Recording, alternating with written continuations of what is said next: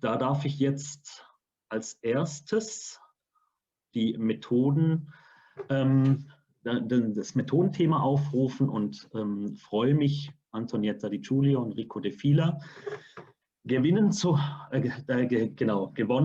haben, hier ein kleines Spotlight zu machen. Die beiden sind in Basel an der Universität tätig am Programm Mensch, Gesellschaft, Umwelt und ich weiß es nicht genau, aber ich vermute seit Jahrzehnten mit Inter- und Transdisziplinarität in der Forschung und in der Lehre zugange, machen dort viele Fortbildungen auch, kümmern sich auch schon seit vielen Jahren um Nachhaltigkeit. Und letztlich sind sie hier jetzt aufs Podium gekommen, weil sie dankenswerterweise 2 Bände verfasst haben zu Methoden der transdisziplinären Forschung, insbesondere für Reallabore. Also da sind die beiden einfach sozusagen tief drin in der Materie und ich freue mich sehr auf euren Impuls und habe auch ein bisschen Angst vor Widerrede und Reallabor-Bashing, Antonietta, aber mal gucken, wie es wird. Gut. Ihr könnt hoffentlich den Bildschirm teilen, wenn ihr was dabei habt und dann seid ihr dran. Gut, wir machen kein Reallabor-Bashing, versprochen.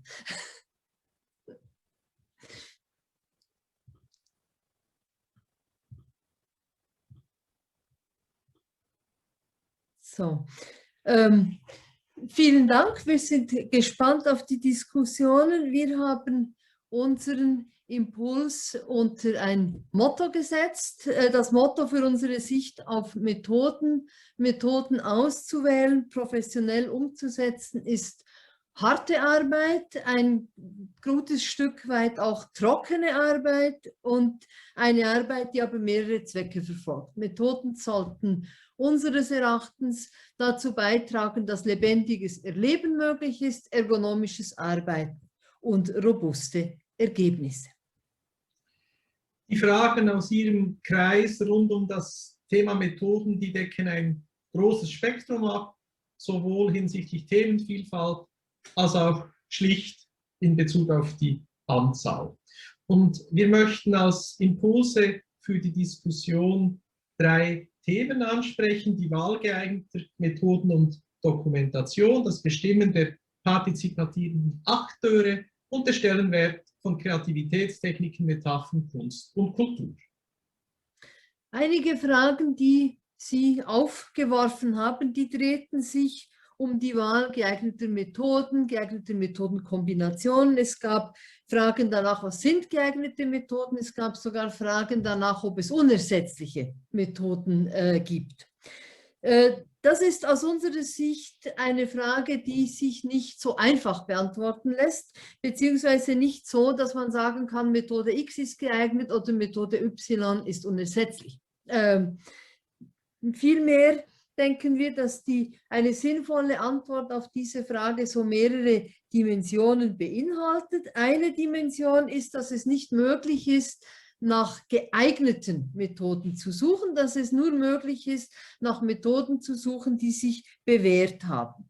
Weil die Eignung von Methoden, die hängt davon ab, was in einem bestimmten Reallabor getan wird. Das heißt, eine Methode, die für den Kontext X geeignet ist, ist für den Kontext Y nicht geeignet. Entsprechend ist es aus unserer Sicht relevant, dass man sich austauscht über Methoden, die sich bewährt haben, dass man sich kundig macht über bewährte Methoden, um dann vor dem Hintergrund, was sich bewährt hat, die Eignung zu prüfen. Zentral ist, ein eigenes Repertoire an Methoden zu entwickeln. Und dieses Repertoire, das sollte sich wiederum aus vielfältigen Methodenpools speisen. Quellen dafür gibt es unterdessen viele. Auch so eine Tagung ist selbstverständlich eine Quelle. Unverzichtbar ist für uns selbst, Methoden zu entwickeln, Methoden anzupassen, die von Dritten entwickelt wurden. Um das kommt man nicht herum im jeweiligen Reallabor. Zwingend ist es unseres Erachtens auch dabei, Kriterien zu beachten, die erfüllt sein müssen, damit die Wissenschaftlichkeit gegeben ist und damit die Anforderungen an eine gute, eine gelingende Partizipation erfüllt sind.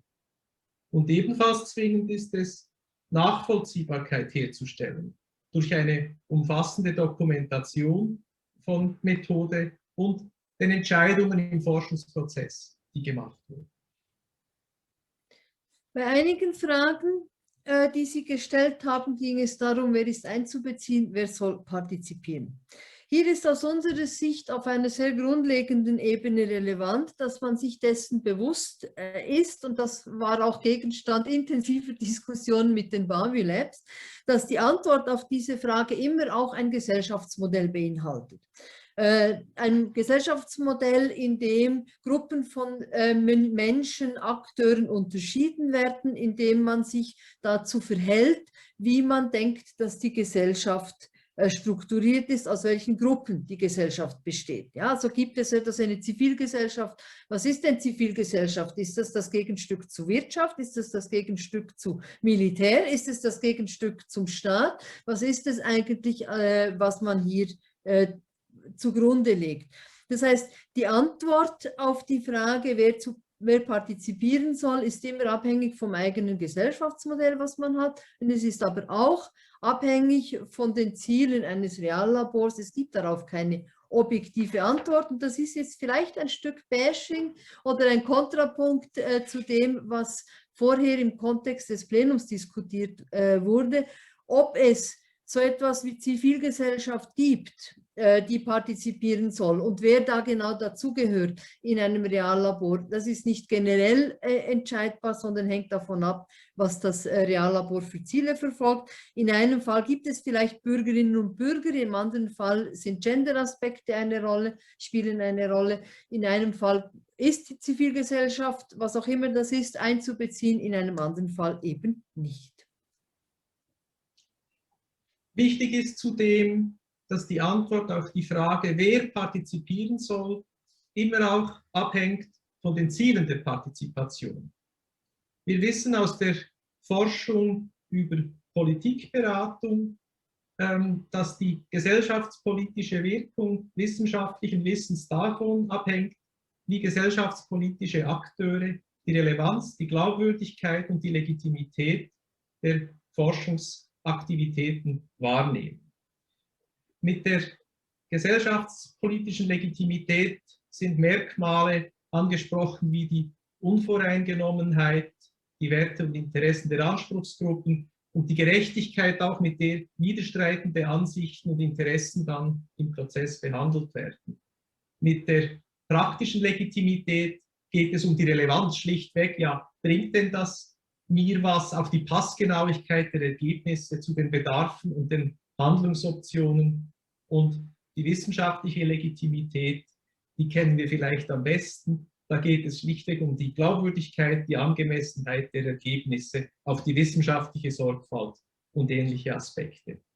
Speziell im Reallabor-Setting ist, dass wir das in zweifacher Hinsicht anschauen müssen. In einem Reallabor geht es sowohl um die Produktion wissenschaftlichen Wissens, als auch geht es darum, dass selber transformativ wirkende Aktivitäten vollzogen werden sollen. Und die Antwort darauf, welche Akteure in welcher Weise einzubeziehen sind, kann sich mit Blick auf diese beiden Merkmale, sei es transformative Aktivitäten, sei es Wissensproduktion, unterscheiden und tut dies auch. Weil die Träger von Wissen sind nicht unbedingt diejenigen, die dann relevant sind, Blick auf die Umsetzbarkeitserhöhung. Und das muss man versuchen zu unterscheiden beim Konzipieren der Partizipation und der Partizipationsziele. Hilfreich beim Design der Akteurskonstellation für ein Reallabor kann es sein, wenn man die Intensität und Dauer der Zusammenarbeit als weitere Dimension nebst den Partizipationszielen in den Blick nimmt. Eine Perspektive auf Intensität und Dauer ist das Kontinuum, das wir hier aufgezeigt haben, ist eine Art Transdisziplinaritätskontinuum, bei dem am einen Extrem Akteure nur Untersuchungsgegenstand sind, also, und am anderen Ende des Kontinuums sie gleichberechtigte Mitglieder in einem Forschungsverbund, in einem Reallaborverbund sind, sogar gegebenenfalls mit eigenen Einzelteilprojekten. Das heißt, am einen Ende ist die Zusammenarbeit extraktiv und im anderen Ende, würden wir sagen, ist sie partizipativ, kollaborativ, und irgendwo in der Mitte fängt die Intensität an, die wir als transdisziplinär bezeichnen würden, die aber nicht zwingend daran hängt, dass Personen von Anfang bis Ende der Arbeit zusammen sind. Das heißt, eine intensive Zusammenarbeit in einem Reallabor kann auch stattfinden mit Akteuren, die nur punktuell am Reallabor teilhaben. Eine weitere Perspektive auf Intensität und Dauer ist die Unterscheidung von 3 Kreisen der Nähe und Distanz mit Blick auf die Steuerung eines Reallabors, was sich dann auch gegebenenfalls irgendwann in einer Verfassung eines Reallabors niederschlagen würde. Die Idee ist hier dieses 3-Kreise-Modells der Akteurskonstellation im Reallabor nach Seebacher et al., dass wir einen Kernbereich haben mit Personen, die für die Konzeption und Kohärenz, die Prozessgestaltung und Steuerung verantwortlich sind. Und da heißt es nicht, das sind jetzt einfach alles nur die Wissenschaftlerinnen und Wissenschaftler, sondern das, was wir vorhin gesagt haben, kann eben bereits auch hier greifen, und dass man sich dann auch bewusst überlegt bei der Konzipierung der Organisation eines Reallabors, wer gehört denn in die äußeren Akteurskreise, wo sich dann eben Akteure befinden, die nur punktuell am den Reallaboraktivitäten beteiligt sind. Und in der Weise sich quasi das Organigramm zu denken, die Akteurskonstellation eines Reallabors zu denken, ist hilfreich. Bei einigen der Fragen, die Sie aufgeworfen haben, schließlich ging es um den Einsatz von Narrativen, Metaphern, Kreativitätstechniken etc. Dazu möchten wir Ihnen Folgendes mitgeben: Es ist unbestritten in der Literatur, dass solche Methoden wichtig sind und wirksam sind, gerade in partizipativen und transdisziplinären Kontexten. Das bestätigt sich auch immer wieder in der Erfahrung, und zwar nicht nur in unserer Erfahrung.